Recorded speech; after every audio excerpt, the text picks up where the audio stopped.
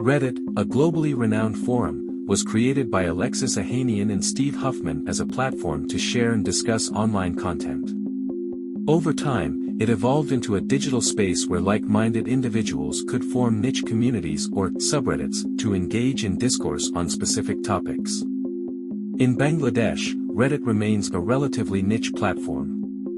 The largest subreddit catering to Bangladeshis is the self-titled r/Bangladesh, established on June 17, 2008, a time when less than 3% of the country's population had internet access. Today, this subreddit boasts around 73,000 members, a mere 0.0417% of the nation's staggering population of 173 million.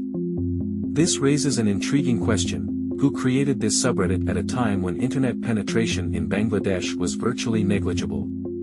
While these statistics might seem tangential, they underscore a troubling trend within this subreddit: the prevalence of posts targeting Islam, Muslims, and Islamic ideologies under the guise of combating extremism. A casual scroll through r/Bangladesh reveals a recurring theme: daily top posts framed around topics like Islamists, Muslim extremism, or fear of an Islamic takeover. This persistent narrative creates the impression that Bangladesh harbors deep-seated animosity toward Islamic values, projecting an aggressively liberal or neoliberal stance. A haven for veiled Islamophobia. Many of these posts deploy terms such as Islamist and extremism to veil blatant Islamophobia. By doing so, they exploit Reddit's policies to avoid bans while subtly promoting hate-mongering content. A notable example involves posts about gatherings by Islamic organizations, such as the Tablighi Jamaat event at Shurawardiyujan. Some users shared Facebook screenshots alleging harassment of women by attendees. Upon investigation, it was revealed that these allegations originated from profiles with a history of spreading anti-Islamic rhetoric. Despite the lack of credible evidence, no verified news reports or video proof, the posts garnered significant attention within the subreddit. Conversely, posts highlighting anti-Muslim incidents often face rejection. For instance, I attempted to share a verified news story about two brothers lynched in connection with the Faridpur temple fire of 2024. The moderators repeatedly rejected my submission, demanding I omit terms like lynched and Hindu to gain approval. This stark double standard exposes a troubling bias. While unverified Islamophobic content flourishes, legitimate stories challenging their narrative are systematically suppressed. Silencing dissent and promoting bias. When I questioned these practices and defended against Islamophobic narratives, I faced bans and account suspensions, often orchestrated by mass reporting. Although I successfully appealed these bans, the experience revealed an alarming agenda: silencing Islamic perspectives while fostering an environment hostile to Muslim identity.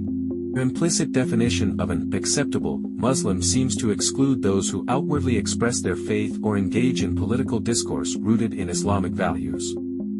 Criticism of Islam and the Prophet, often couched in vulgar language and falsehoods, is tolerated, if not encouraged. Yet, any attempt to counter such narratives with Islamic viewpoints is swiftly censored. Who really runs r/Bangladesh? Further investigation into the subreddit's user base uncovers another layer of hypocrisy. Approximately 40% of active members also participate in subreddits like r/India, r/Indian discussion, and r/United India. Their post histories suggest many are Indian nationals masquerading as Bangladeshis. This infiltration isn't surprising given India's strong Reddit presence. It ranks fourth in global Reddit traffic, with an estimated 50 million users. Even some moderators of r/Bangladesh have been accused of being Indian, a claim echoed across other Bangladeshi subreddits. These revelations cast doubt on the subreddit's credibility as a genuine representation of Bangladeshi perspectives. The hypocrisy and veiled bias of r/Bangladesh serve as a cautionary tale about the dangers of unchecked moderation and agenda-driven discourse. This toxic environment not only alienates genuine Bangladeshi users but also perpetuates divisive narratives that undermine the country's religious and cultural fabric. Reddit's promise as a platform for open and inclusive dialogue is betrayed when subreddits like r/Bangladesh become echo chambers for hate and disinformation. It's time for a closer look at how moderation policies are enforced and whose voices are amplified in these spaces.